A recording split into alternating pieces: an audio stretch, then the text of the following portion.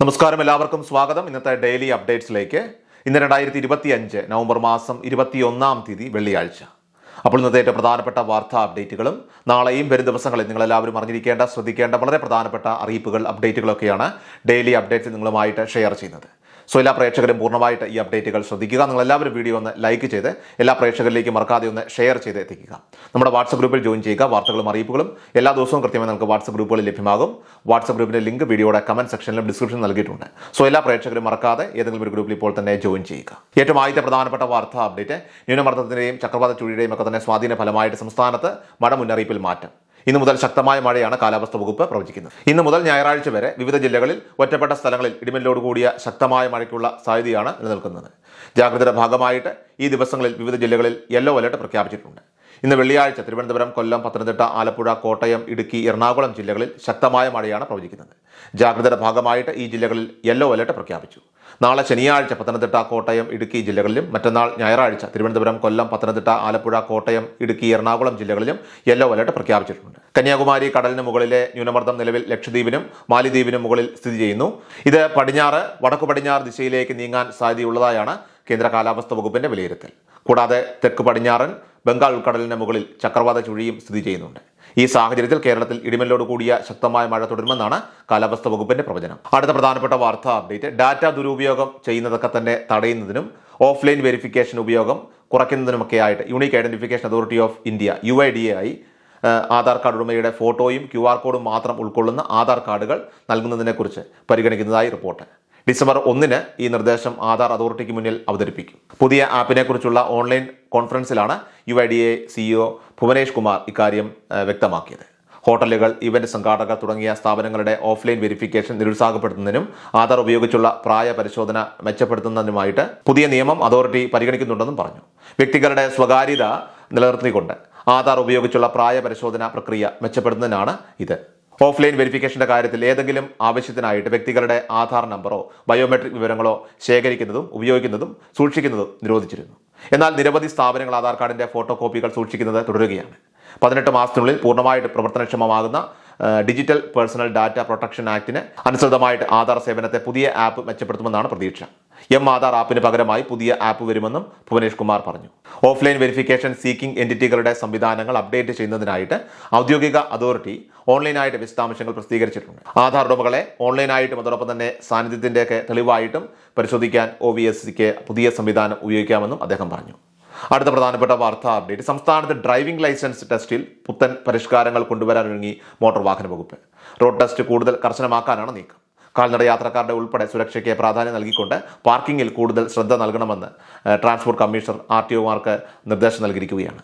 Driving സ്കൂളുകൾ പാർക്കിങ്ങിൽ പരിശീലനം നൽകുന്നുണ്ടോ എന്ന കാര്യം ഉറപ്പാക്കാനായിട്ട് മോട്ടോർ വാഹന വകുപ്പ് ഉദ്യോഗസ്ഥർ മിന്നൽ പരിശോധനകൾ ഇനി മുതൽ നടത്തണമെന്നും നിർദ്ദേശമുണ്ട്.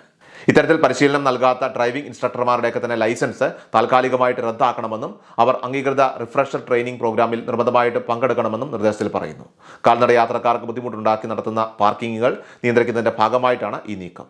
കാൽനട യാത്രക്കാരുടെ കാഴ്ച മറച്ചുകൊണ്ടും സുഗമമായിട്ടുള്ള യാത്രയ്ക്ക് തടസ്സം സൃഷ്ടിച്ചുകൊണ്ടുമാണ് പല വാഹനങ്ങളും പാർക്ക് ചെയ്യുന്നത്. ഇത്തരം പാർക്കിങ്ങുകൾ പലപ്പോഴും ഗതാഗത കുരുക്കിനും കാരണമാകാറുണ്ട്. അടുത്ത പ്രധാനപ്പെട്ട വാർത്താ അപ്ഡേറ്റ്, സംസ്ഥാനത്ത് സാമൂഹ്യ സുരക്ഷാ ക്ഷേമ പെൻഷൻ വിതരണം ആരംഭിച്ചിരിക്കുകയാണ്. ഇലക്ഷനോടനുബന്ധിച്ചുകൊണ്ട് ഒരു മാസത്തെ കുടിശ്ശികയും വർദ്ധിപ്പിച്ച ഒരു മാസത്തെ പെൻഷനും ചേർത്ത് 3600 രൂപയാണ് ഇന്നലെ മുതൽ വിതരണം ആരംഭിച്ചത്. ഇതിനോടകം തന്നെ 1600 രൂപ പല ഗുണഭോക്താക്കളുടെയും അക്കൗണ്ടുകളിലേക്ക് ക്രെഡിറ്റ് ആയിട്ടുണ്ട്. 2 ഘട്ടങ്ങളായിട്ടാണ് ഈ തുക ലഭിക്കുന്നത്. അതായത് 1600ന്റെ ഒരു ഗഡുവും 2000 രൂപയുടെ ഒരു ഗഡുവും. ഇങ്ങനെ 2 തവണകളായിട്ടാണ് നമ്മുടെ ബാങ്ക് അക്കൗണ്ടുകളിലേക്ക് ഈ ഒരു ധനസഹായം എത്തുന്നത്. 26 ലക്ഷത്തോളം വരുന്ന ഗുണഭോക്താക്കൾക്കാണ് ബാങ്ക് അക്കൗണ്ടുകളിലേക്ക് തുക എത്തി തുടങ്ങിയിരിക്കുന്നത്. ബാക്കിയുള്ള ആളുകൾക്കെല്ലാം തന്നെ കൈകളിലാണ് പെൻഷൻ തുക വിതരണം ചെയ്യുക. ഒരാഴ്ചയ്ക്കുള്ളിൽ തന്നെ എല്ലാവർക്കും പെൻഷൻ വിതരണം ചെയ്ത് പൂർത്തീകരിക്കുമെന്നാണ് ധനമന്ത്രി KN ബാലഗോപാൽ അറിയിച്ചിട്ടുള്ളത്. 62 ലക്ഷത്തോളം വരുന്ന പെൻഷൻ ഗുണഭോക്താക്കൾക്ക് പെൻഷൻ വിതരണം ചെയ്യുന്നതിന് വേണ്ടിയിട്ട് 1864 കോടി രൂപ നേരത്തെ ധനവകുപ്പ് അനുവദിച്ചിരുന്നു. 20-ാം തീയതി മുതൽ വിതരണം ആരംഭിക്കുമെന്ന് പറഞ്ഞിരുന്നുവെങ്കിലും ഇന്നലെ വൈകുന്നേരം വരെയും തുക എത്താത്തത് കൊണ്ട് തന്നെ ഇന്നലെ വിതരണം ഉണ്ടായേക്കില്ല എന്നുള്ള ആശങ്ക ഉണ്ടായിരുന്നു. എന്നാൽ ഇന്നലെ വൈകിട്ട് 6:30-ക്ക് ശേഷം ബാങ്ക് അക്കൗണ്ടുകളിലേക്ക് 1600 രൂപ വീതം ക്രെഡിറ്റ് ആയി തുടങ്ങിയിട്ടുണ്ട്. തുക ലഭിച്ചിട്ടുള്ള ആളുകൾ താഴെ കമന്റ് ബോക്സിൽ അക്കാര്യമൊന്ന് അറിയിക്കാൻ തീർച്ചയായിട്ടും മറക്കരുത്. ഇനി ബാക്കിയുള്ള 2000 രൂപ വർദ്ധിപ്പിച്ച പെൻഷനും അക്കൗണ്ടുകളിലേക്ക് ഉടൻ തന്നെ എത്തിച്ചേരുന്നതായിരിക്കും. ആർക്കെങ്കിലും വർദ്ധിപ്പിച്ച പെൻഷൻ തുകയും ലഭിച്ചിട്ടുണ്ടെങ്കിൽ തീർച്ചയായിട്ടും അക്കാര്യം കൂടി ഇന്ന് കമന്റ് ബോക്സിൽ രേഖപ്പെടുത്തുക. ഇനി തുക ലഭിച്ചിട്ടില്ല എങ്കിൽ തീർച്ചയായിട്ടും ഇന്നും നാളെയും മറ്റന്നാളും ഒക്കെ ആയിട്ട് അക്കൗണ്ടുകളിലേക്ക് തുക എത്തിച്ചേരുന്നതായിരിക്കും. ബാങ്ക് അക്കൗണ്ടുകളിലേക്കാണ് 2 തവണകളായിട്ട് ഈ ധനസഹായം ലഭിക്കുന്നത്. എന്നാൽ കൈകളിൽ സ്വീകരിക്കുന്നവർക്ക് രണ്ടും ഒരുമിച്ചായിരിക്കും വിതരണം ചെയ്യുക. പെൻഷൻ ഉപഭോക്താക്കളിൽ മസ്റ്ററിംഗ് പൂർത്തീകരിച്ചവർക്കാണ് ഈ ധനസഹായം ലഭിക്കുന്നത്. ഇതുവരെ പെൻഷൻ മസ്റ്ററിംഗ് പൂർത്തീകരിക്കാത്തവർക്ക് ഈ വർദ്ധിപ്പിച്ച പെൻഷനും മുടങ്ങുന്നതായിരിക്കും. ഇനി അതുപോലെ തന്നെ കെട്ടിട നിർമ്മാണ തൊഴിലാളി പെൻഷൻ 1 മാസത്തേത് മാത്രമാണ് ഈ മാസം വിതരണമുള്ളത്. ഇലക്ഷന് ശേഷം കുടിശ്ശിക നൽകാനുള്ള നീക്കമുണ്ടെന്നാണ് ഇപ്പോൾ നമുക്ക് അറിയാൻ സാധിക്കുന്നത്. ഇലക്ഷന് മുൻപ് കുടിശ്ശിക ലഭിക്കുമെന്നുള്ള ഒരു പ്രതീക്ഷയുണ്ടായിരുന്നു. എങ്കിൽ പോലും അത് അസ്തമിച്ചിരിക്കുകയാണ്. കാരണം അവർക്ക് 17 മാസത്തെ കുടിശ്ശികയുണ്ട്.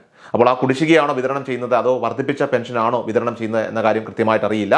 എന്തായാലും സംസ്ഥാനത്ത് ക്ഷേമ പെൻഷൻ വിതരണം ഇപ്പോൾ ആരംഭിച്ചിരിക്കുകയാണ്.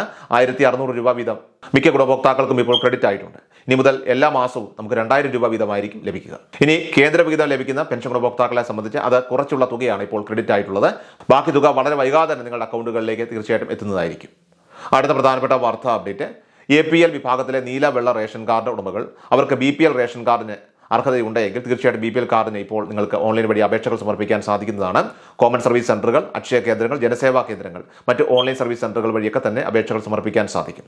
നിലവിൽ ഈ അപേക്ഷകൾ സമർപ്പിക്കുമ്പോൾ BPL റേഷൻ കാർഡിന് അർഹത തെളിയിക്കുന്നതിന് അതിന്റെ അർഹതാ മാനദണ്ഡങ്ങളെല്ലാം തന്നെ എല്ലാ അപേക്ഷകരും തീർച്ചയായിട്ടും പാലിച്ചിരിക്കേണ്ടതാണ്. അതിന് വേണ്ട രേഖകൾ അത് കൃത്യമായിട്ട് ഓൺലൈൻ വഴി തന്നെ അപ്ലോഡ് ചെയ്യുകയും വേണം. BPL സർട്ടിഫിക്കറ്റ്, അതോടൊപ്പം തന്നെ നമ്മുടെ വരുമാന സർട്ടിഫിക്കറ്റ്, വിവിധ രോഗങ്ങൾ മൂലം ക്ലേശിക്കുന്നവരാണെങ്കിൽ മെഡിക്കൽ ബോർഡ് നൽകുന്ന മെഡിക്കൽ സർട്ടിഫിക്കറ്റുകൾ പോലെയുള്ള കാര്യങ്ങൾ, സർക്കാരിന് മറ്റ് എന്തെങ്കിലുമൊക്കെ ക്ഷേമ ആനുകൂല്യം ലഭിക്കുന്ന വിഭാഗങ്ങളാണ് എങ്കിൽ ആ കാര്യം വ്യക്തമാക്കുന്ന രേഖകൾ, ലൈഫ് മിഷൻ ആവാസ് യോജന പദ്ധതിയിലൊക്കെ തന്നെ വീട് ലഭിച്ചവരാണെങ്കിൽ അതിൻ്റെ കാര്യങ്ങൾ, ആശ്രയ പദ്ധതിയിലാണെങ്കിൽ അങ്ങനെയുള്ള കാര്യങ്ങൾ, വീട്ടിൽ ഭിന്നശേഷിയുള്ളവർ അല്ലെങ്കിൽ ഓട്ടിസം ബാധിച്ചവരൊക്കെ അങ്ങനെയുള്ള ആളുകളൊക്കെ ഉണ്ടെങ്കിൽ ആ കാര്യങ്ങൾ വ്യക്തമാകുന്ന രേഖകൾ. സോ ഇതെല്ലാം കൃത്യമായിട്ട് സമർപ്പിച്ച് വേണം നമ്മൾ അപേക്ഷകൾ സമർപ്പിക്കാനായിട്ട്. ഒരുപാട് ഒഴിവുകൾ ഇപ്പോൾ ബാക്കിയുണ്ട്. അതുകൊണ്ട് തന്നെ അർഹതയുള്ളവർ ഈ കാർഡുകളിലേക്ക് അപേക്ഷ വയ്ക്കുക. അമ്മമാർക്ക് പ്രതിമാസം 1000 രൂപ വീതം ലഭിക്കുന്ന പദ്ധതികൾ, യുവജനങ്ങൾക്ക് 1000 രൂപ വീതം ലഭിക്കുന്ന സ്കോളർഷിപ്പ് സ്കീമുകൾ, സൗജന്യ അരി, ആട്ട, അതോടൊപ്പം തന്നെ ഗോതമ്പ്, ഇത്തരം ആനുകൂല്യങ്ങളൊക്കെ തന്നെ ഇത്തരം റേഷൻ കാർഡ് ഉടമകളെ കാത്തിരിക്കുന്നതാണ്. ഏറ്റവും അവസാനമായിട്ട് സംസ്ഥാനത്തെ സ്വർണ്ണവില പരിശോധിച്ചാൽ സംസ്ഥാനത്ത് വ്യാഴാഴ്ച നവംബർ 20-ാം തീയതി രാവിലെയും ഉച്ചയ്ക്കും ശേഷമായിട്ട് സ്വർണ്ണവിലയിൽ 2 തവണ ഇടിവ് രേഖപ്പെടുത്തി. മണിക്കൂറുകൾക്കിടെ 22 കാരറ്റ് സ്വർണ്ണത്തിന് ഗ്രാമിന് 55 രൂപയും പവന് 440 രൂപയുമാണ് കുറഞ്ഞത്. രാവിലെ 22 കാരറ്റ് സ്വർണ്ണത്തിന് ഗ്രാമിന് 15 രൂപ കുറഞ്ഞ് 11,430 രൂപയും പവന് 120 രൂപ കുറഞ്ഞ് 91,440 രൂപയിലുമാണ് രാവിലെ വ്യാപാരം പുരോഗമിച്ചത്. എന്നാൽ ഉച്ചയ്ക്ക് ശേഷം 22 കാരറ്റ് സ്വർണ്ണത്തിന് ഗ്രാമിന് 40 രൂപ കുറഞ്ഞ് 11,390 രൂപയും പവന് 320 രൂപ കുറഞ്ഞ് 91,120 രൂപയിലുമാണ് വ്യാപാരം പുരോഗമിച്ചത്. സോ ഡെയിലി അപ്ഡേറ്റ്സ് പൂർണ്ണമാവുകയാണ്. എല്ലാവരിലേക്കും നിങ്ങൾ ഈ അപ്ഡേറ്റ്സ് ഇപ്പോൾ തന്നെ ഷെയർ ചെയ്യുക. നമ്മുടെ വാട്സ്ആപ്പ് ഗ്രൂപ്പിൽ ജോയിൻ ചെയ്യുക. വാർത്തകളും അറിയിപ്പുകളും എല്ലാ ദിവസവും കൃത്യമായി നിങ്ങൾക്ക് വാട്സ്ആപ്പ് ഗ്രൂപ്പുകളിൽ ലഭ്യമാകും. വാട്സ്ആപ്പ് ഗ്രൂപ്പിന്റെ ലിങ്ക് വീഡിയോയുടെ കമന്റ് സെക്ഷനിലും ഡിസ്ക്രിപ്ഷൻ നൽകിയിട്ടുണ്ട്. സോ എല്ലാ പ്രേക്ഷകരും മറക്കാതെ ഏതെങ്കിലും ഒരു ഗ്രൂപ്പിൽ ഇപ്പോൾ തന്നെ ജോയിൻ ചെയ്യുക. വാർത്തകൾ എല്ലാവരിലേക്കും ഷെയർ ചെയ്യുക.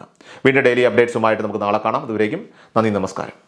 കൃഷാൽ മീഡിയ എല്ലാ ദിവസവും വാർത്തകളും അറിയിപ്പുകളും ഡെയിലി അപ്ഡേറ്റ്സും ലഭിക്കാൻ ഇപ്പോൾ തന്നെ ചാനൽ സബ്സ്ക്രൈബ് ചെയ്യുക, ഫോളോ ചെയ്യുക. നിങ്ങളുടെ ലൈക്കും ഷെയർ നൽകി ഞങ്ങളെ സപ്പോർട്ട് ചെയ്യുക. നിങ്ങളുടെ അഭിപ്രായങ്ങൾ കമന്റ് ബോക്സിൽ രേഖപ്പെടുത്തുക.